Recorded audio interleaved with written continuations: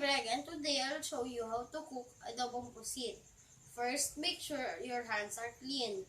Next, prepare the ingredients. For this dish, you have 2 tablespoons of oil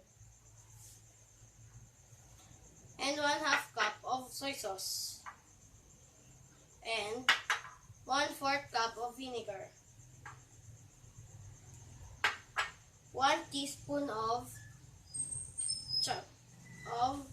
chopped garlic, 1 whole chopped onion,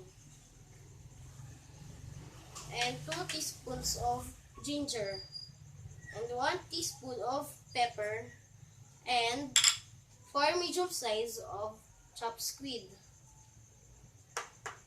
Heat the pan, and after a minute, pour the oil.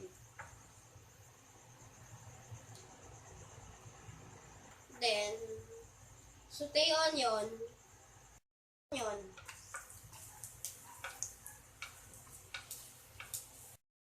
garlic,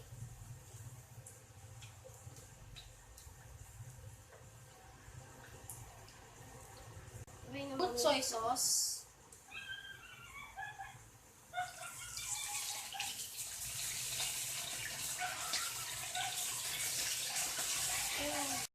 let it cook for 2 minutes. Add squid.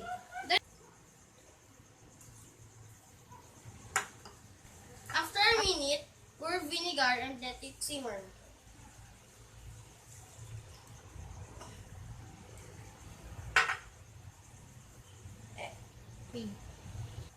And last, season with pepper.